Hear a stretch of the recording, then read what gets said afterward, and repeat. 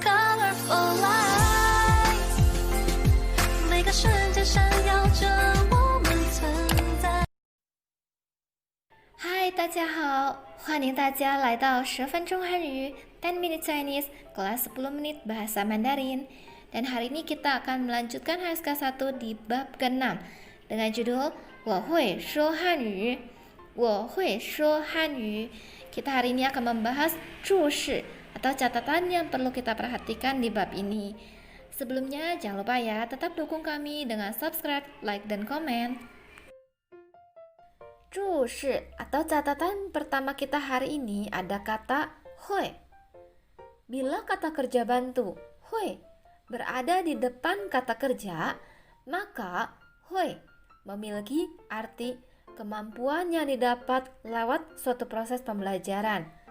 Ya, bentuk negatifnya menjadi bu hui. Kita langsung lihat aja ke contohnya ya.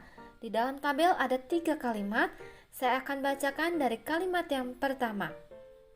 我会写汉字我会写汉字 Di sini artinya 我 itu saya sebagai subjek, kemudian hui itu artinya dapat atau bisa, kemudian kata kerjanya xie hanzi artinya saya bisa menulis aksara Mandarin atau saya dapat menulis aksara Mandarin.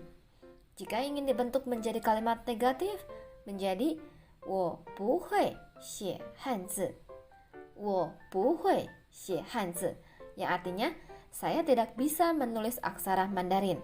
Kebalikan dari kalimat yang pertama ya. Kemudian kita lihat contoh kalimat yang kedua. 我不会做中国菜我不会做中国菜 Di sini artinya saya tidak bisa membuat masakan Chinese. Ya, 不会 artinya tidak bisa atau tidak dapat melakukan sesuatu. Jika ingin dibalik menjadi kalimat positif, menjadi 我会做中国菜我会做中国菜 yang artinya saya dapat atau saya bisa membuat masakan Chinese. Kalimat yang ketiga, 你妈妈会说汉语吗你妈妈会说汉语吗 Ya, jadi kalimat 会不会 juga bisa dibentuk menjadi kalimat tanya. Apakah mama kamu bisa berbicara bahasa Mandarin? Ya, kalau misalnya bisa, dia akan menjawab 她会说汉语 Kalau tidak bisa, dia akan menjawab 她不会说汉语 Dari 3 contoh kalimat ini, kita bisa mengambil satu kesimpulan. Hui artinya bisa atau dapat melakukan sesuatu lewat proses pembelajaran. Catatan kedua atau 注释2.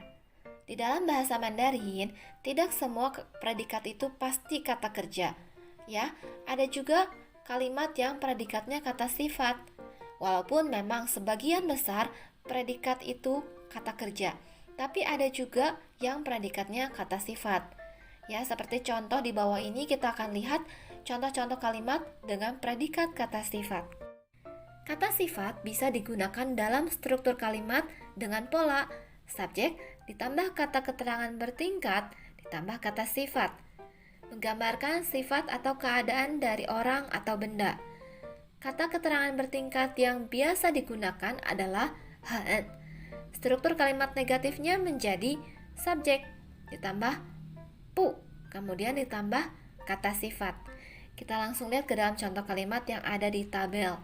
Yang pertama, 我很好我很好 Di sini 我 saya menjadi subjek. Kemudian hen kata keterangan bertingkat yang artinya sangat. Kemudian predikat dengan kata sifatnya yaitu hao artinya baik. 我很好 saya sangat baik. Nah, di sini baiknya bukan baik sifat ya, tapi lebih ke baik keadaan. Dalam keadaan baik. 我很好 Kemudian yang kedua, 我妈妈的汉语不好我妈妈的汉语 menjabat sebagai subjek di dalam kalimat ini. Kemudian kata keterangan bertingkatnya ada bu, artinya tidak. kata sifatnya hao, baik atau bagus. 我妈妈的汉语不好. Mandarin mama saya tidak bagus. Ya, kalimat ini menjadi kalimat bentuk negatif. Kita lanjut lihat kalimat yang ketiga. 中国菜很好吃. Chinese food atau masakan Chinese sangat enak. Ya, 中国菜 sebagai subjek, kemudian kata keterangan bertingkatnya ada 很, dan predikat dengan kata sifatnya ada 好吃, artinya enak. 中国菜很好吃. Jika kalimat ini ingin dibuat menjadi kalimat negatif, menjadi 中国菜不好吃.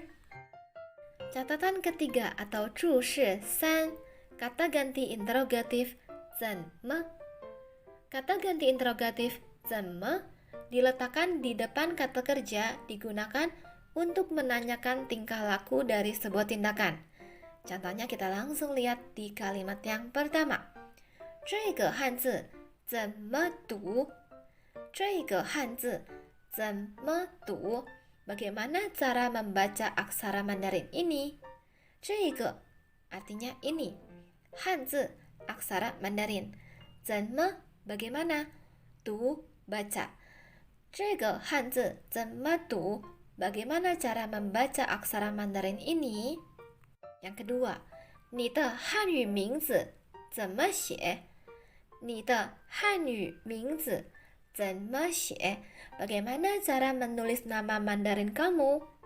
你的汉语名字 nama Mandarin kamu. 怎么 bagaimana?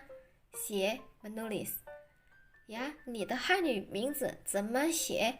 Bagaimana cara menulis nama Mandarin kamu? Yang ketiga, 这个字怎么写?